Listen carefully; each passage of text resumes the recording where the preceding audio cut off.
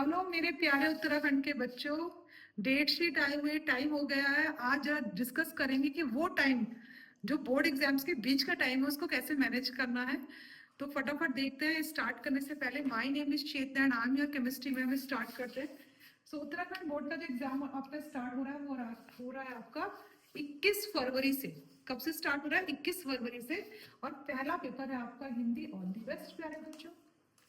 हिंदी के बाद आपका 27 तारीख को, यानी कि कितने दिन का गैप हो गया? 22, 23, 24, 25, 26, 1, 2, 3, 5 दिन का गैप है। तो क्या केवल बायोलॉजी पढ़ोगे? बायोलॉजी पढ़ोगे केवल? उसी के बारे में बात करनी कि उन दिनों को कैसे आप मैनेज करोगे।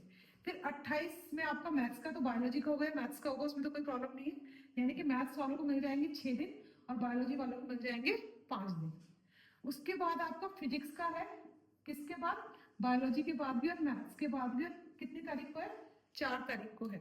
तो कितने दिन का गैप हो गया आपका? ये हो गया आपका, अगर हम 27 से माने तो 28, 1, 2, 3, यानी कि कितने दिन हो गए? 4 दिन। इसमें क्या केवल फिजिक्स का ही पढ़ोगे? उसी के बारे में बात करनी है। अब 4 के बाद 1 दिन का गैप है केवल किसके लिए? इंग्लिश के लिए। और सबसे इंपॉर्टेंट 6 के बाद 7 और 7 के बाद 8, यानी कि अपनी केमिस्ट्री के लिए केवल 1 दिन मिल रहा है। तो क्या 1 दिन में पूरी physical chemistry, inorganic chemistry, organic chemistry revise कर लेंगे आप लोग? करना क्या है बच्चों, ध्यान से सुनो। अभी से अगर मैनेज करके चलोगे तो सही रहेगा, दिमाग में रहेंगी चीजें। इसीलिए पहले ही वीडियो बना दी है कि हमको एग्जाम्स के टाइम में कैसे टाइम मैनेज करना। तो देखो बच्चों, क्या करना है आपको, ये जो 5 दिन आपको मिले हैं हिंदी के और बायोलॉजी के बीच में, इसमें आपको 4 घंटे, क्योंकि बायोलॉजी के एग्जाम ऑब्वियस सी बात है कि बायोलॉजी आपको पढ़नी है। तो 22, 23, 24, 3 दिन तक आपको 4 घंटे बायोलॉजी, क्योंकि केमिस्ट्री में केवल 1 दिन का आपका गैप है, और 2 घंटे कम से कम आपको केमिस्ट्री को देने हैं। ठीक है? कब? 22 को भी, 23 को भी, 24 को भी और 25 तक आप केमिस्ट्री पढ़ेंगे 2 घंटे। बाकी 4 या 5 घंटे जितना आप मैक्सिमम दे सकते हैं आप बायोलॉजी पढ़ेंगे। यानी कि आप 2 सब्जेक्ट 1 दिन में पढ़ेंगे। वैसे भी हम एक सब्जेक्ट पढ़ते पढ़ते थोड़ी निरस्ता आ जाती है, तो हम दूसरे सब्जेक्ट में केमिस्ट्री लेंगे, क्योंकि केमिस्ट्री में केवल 1 ही दिन का गैप है। उसके बाद आप क्या करेंगे 25 में और 26 में?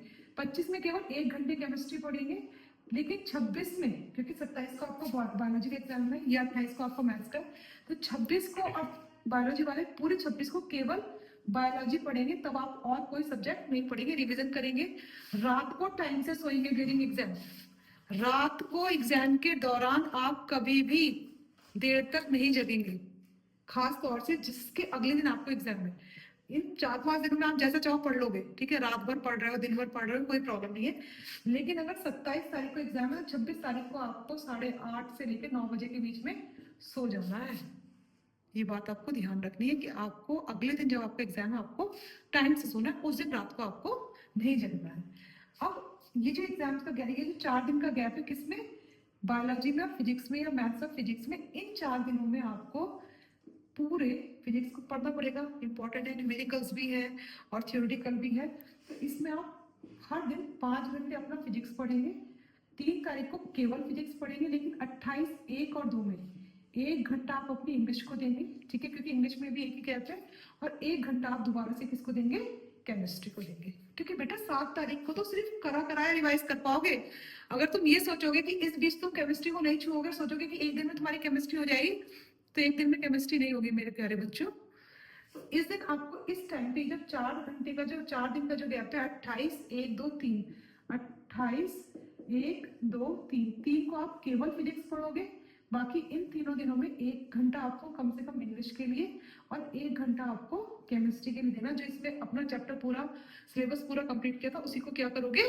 रिवाइज करोगे। वही इंपॉर्टेंट क्वेश्चन जो मैं आपको इस दौरान फिर वीडियोस में इंपॉर्टेंट क्वेश्चन दे रही हूँ, सबको दोबारा से रिवाइज कर लोगे। उसके बाद आपका जो ये वाला टाइम है फिजिक्स में और इंग्लिश के बीच में 1 दिन का गैप है, ऑब्वियस सी बात है केवल इंग्लिश पढ़ोगे। और इंग्लिश से केमिस्ट्री के बीच में क्योंकि 1 दिन का गैप है, तो इसमें भी आप क्या करोगे? केवल लास्ट पेपर है, केवल इंग्लिश पढ़ोगे। ठीक है? सो ऑल दी बेस्ट प्यारे बच्चों। बोर्ड एग्जाम्स के लिए कमर कस लीजिए, अच्छे से पढ़ाई कीजिए, 100% आपको सफलता मिलेगी। थैंक यू सो मच प्यारे बच्चों।